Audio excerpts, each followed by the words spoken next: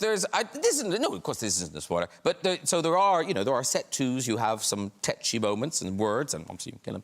But can we talk about the sex scene? It's one of the best sex scenes I've seen in forever. Oh. That sex scene. Who put that together? Yeah, seriously.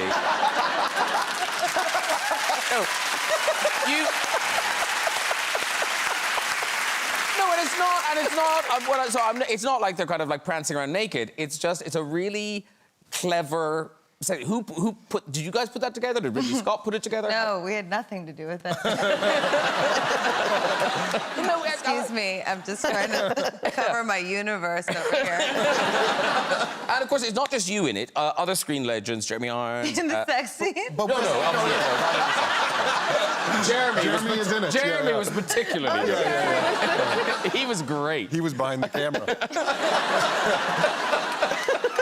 Why are you having sex? I want to know. When we heard about Richard, we were promised it was going to be like this, you know, really raunchy sex. And I was watching it. I thought, where is the sex? But my God, once you pull the ripcord, it's non-stop. There's a bit. I mean, even you must have been kind of, you know, at the table read, you must have been going, blah, blah, blah, blah. I haven't spoken for pages. Well, I got my mouth full half the time. Which I was insisting on, because I think that's important to see on TV as well, because I think that is uncommon that you see that kind of power dynamic in raunchy scenes, and that's part of the way that we did want to modernise the show. So the Duke does have his mouth full, and he's proud of it. But yes, there was a fair bit to be done on the show. Because you're really going for it, but you're going for it in kind of beautiful locations. I mean, like... And occasionally very uncomfortable locations. Well, yeah, those library steps didn't look easy. Yeah, the chiropractor. But didn't you have room monitors in the stately homes? Well, this is the problem, because the set, as usual, is more valuable than any of the actors. So if you're in, like, you know, a 200-year-old bed or a 400-year-old four-poster, it has to have a minder. Like, you know, when people kind of bring very expensive jewellery around, they have to have a bodyguard for it. There's a bodyguard for the room. And so at all times, you know, you've got this minimal set, everyone gets very quiet, very respectful, and you derobe and you hit the bed. And then there's also just like Fran in the corner, who's just standing there just kind of deciding whether or not to look. She's like, I have to look. I'm not allowed to look. I have to look. Could you please go easy on the bed? It's very, very old. It's not quite so enthusiastic. Oh, do go on. That's the inner monologue that I imagine is going on in the corner of the room. Yeah, I'll stop them in a minute. And presumably you had to have the awkward kind of family conversation before. Yeah, a little bit. I mean, we've got a family WhatsApp group, so there's a couple of, you know, flashing red light emojis and the odd peach emoji. Certain people have threatened to rate my peach. But we missed a couple of family members, and so people do enjoy the fact that, like, a couple of cousins missed the memo. And so they're watching the show, and I got a very stern message in my Instagram DMs, oddly enough, just going, there really needs to be a cousin warming. I had to make so many tactical cups of tea. And I left the room and made my tactical cup of tea and came back, and you were still going. So you had to start doing pots of tea. You know, you had to kind of keep building up the three-course meal, a tasting menu, if you will. Now, you've worked with Mr. Tucci, haven't you, Kate? Yes, hello. Hi, Kate. Yeah, see, there he goes, gagging on his booze. I know. I'm very happy to see you. Very, very happy to see you too. So, presumably, you've experienced Stanley's cooking. No, I haven't experienced Stanley's cooking, which is a tragedy because clearly you're a marvellous chef. But Stanley, do you remember how much you complained when we worked together? He would come into work and he would say, after breakfast, half an hour later, he'd say, I'm starving. I mean, there's nothing to eat in England. I mean, what do you do? There's no food. I mean, this is awful. This is just awful. And then the next day, he came into work carrying this very sort of neat and tidy little cooler bag. Actually, it was quite a large cooler bag, to be fair. And it was full of these perfectly prepared little Tupperwares full of incredible delights. And everyone's like, oh, leaning in. Oh, Stanley. He's like, no.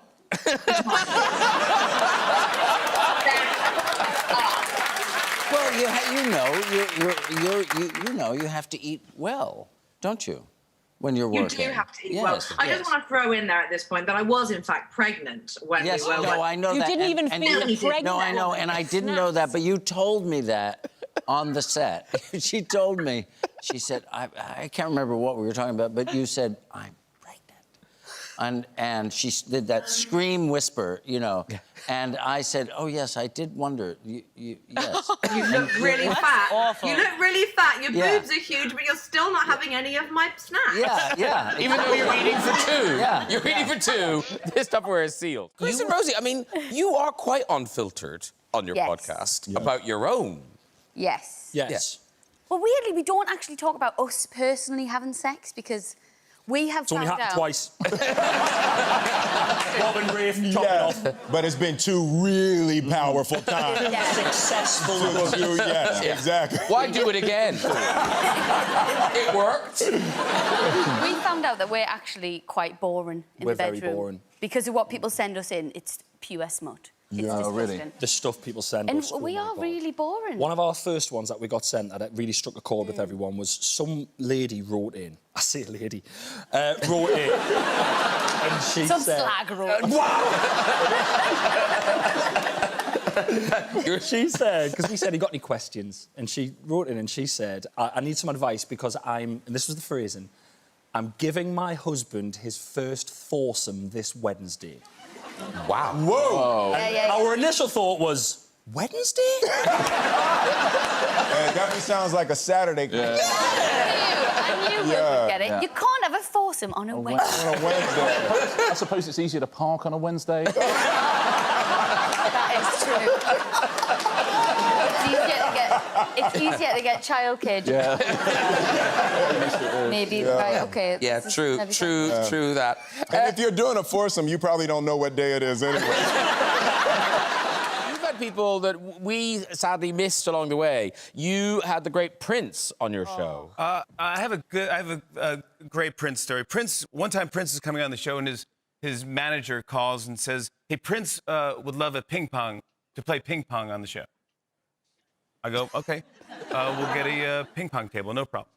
So he comes on the show, never brings up ping pong, doesn't talk about it, never brings it up, doesn't even mention it. I go, whatever, he crushes, he's awesome, he's great, that's the end of that. And a month later, I'm at dinner, and I get a text, and I go, it says, hi, this is Prince's manager. Prince wants to meet you right now at a club called Spin in New York City. It's a nightclub, it's a ping pong nightclub. Wow. I go, what? So I go to my friend, I go, I gotta go. Prince wants to play me in ping pong. So he goes, what? I go, he wants to meet me on 23rd and 5th. I go, I gotta go. So I get in a cab, I go to this place, I go down the steps, downstairs, and I go, hi, I'm here to see, and the girl goes, Prince? I go, yeah. She goes, yeah, he's in the private room back there behind the curtain. I go, okay. So I go in, I open this curtain, and who's standing there? But Prince in a double-breasted, like crushed velvet suit, and he's holding a ping pong paddle, and he goes, "You ready for this?" And I go, "Yeah, this is so surreal. There's no one else in the room, just me and Prince." So I go, "Oh, I guess." I go. He goes, "Do you want to warm up?" I go, "It doesn't matter. I mean, I'm not even good at ping pong, but I'll play with you." And he's like, "Here we go." And so he serves, and he gets the point, and he goes, "One zip." I go, "Oh, we're gonna talk smack? Here we go. Let's go, Prince. Let's go. Let's play." Now I'm like ready to play Prince. I'm like, let's go. So I'm trying to play back. I'm not good at ping pong. Long story long. He's crushing. So he's like, game point. I go, okay. And he hits this serve, and it's like, and it's one of those perfect ping pong things are spinning, flames are coming off the ball, and it's coming, and it hits that one corner of the ping pong table, you know, that's impossible to hit back. And he hits the thing, and he goes, I go, oh my gosh, you won, let me go. So I look over to pick up the ball, I come back, and he's gone. He's gone, and I go, and I don't know him that well, so I'm like, Prince? And then I go, is he hiding under the table? So I'm like, Prince? Or is he, it was so weird, I go, and I walk out, and there's like a velvet rope, and it was kind of swinging back and forth a little bit. It's almost like Batman was there or something.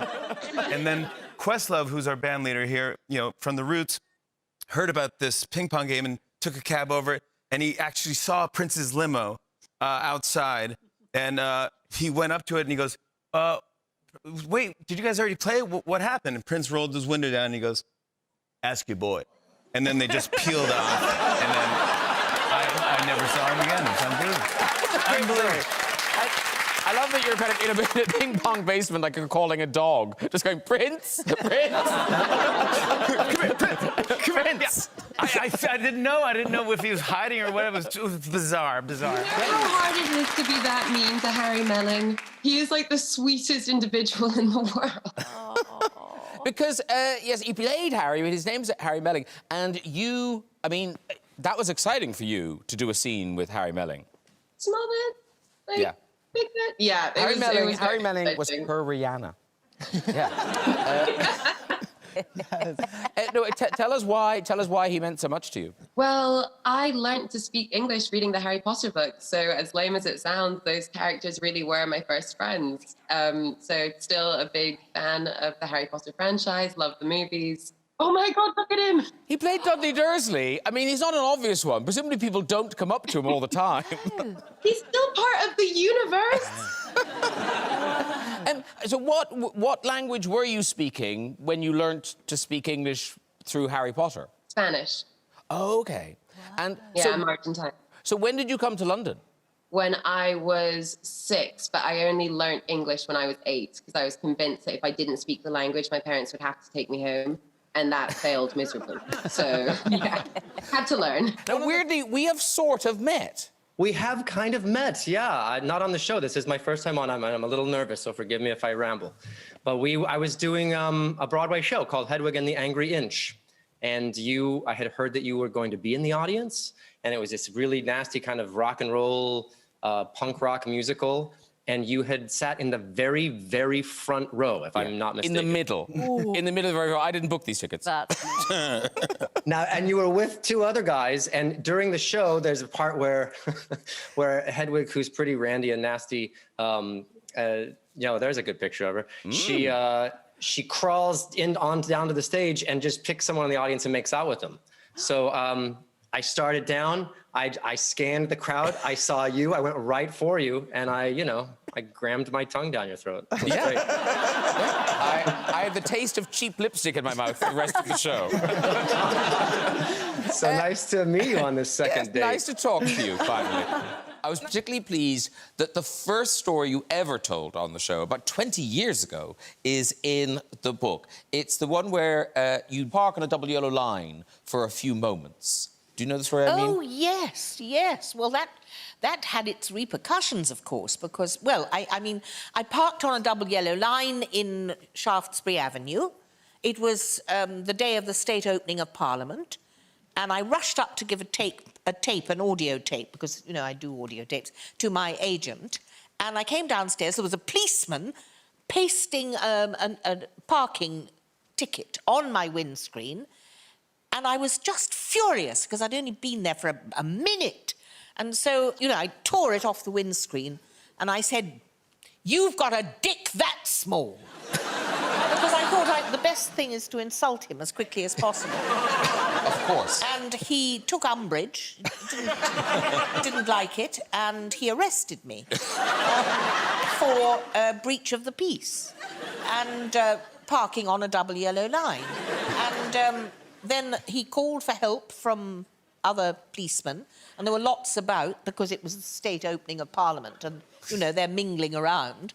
And so I was taken in a police car to Bow Street Police Station, and there I was arraigned, and they said, "Empty your handbag," and I had a few things in my handbag, and one of them was a packet of peppermints. But they're wrapped in silver paper, you see, and that the detective in charge thought that it was drugs. And he said, what have we got here, then? That's interesting. And I said, "It's just a packet of peppermints, officer." And he said, "No, I think we better check you out, matron." And he got the matron to come and put me in a room, privately, and I knew, because I was sharp, that she was going to give me an internal examination. I just knew that. Nothing had been said, but I knew it. So when she locked the door, she went out for a bit, I took all my clothes off immediately. Well, you would, if you know you're going to be examined. And she came back in and she said, You've been here before. I said, I have not been here before. She said, yes, you have. How did you know to take your clothes off?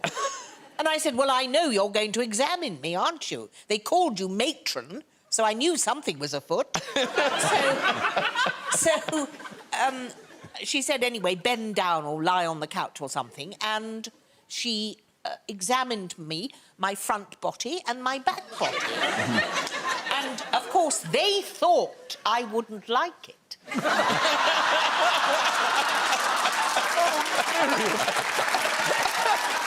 I heard you talking somewhere today how your height difference makes those stunts more complicated. Thank you, Graham. I didn't say it. Zendaya said it. No, that is a good story. It's a good story.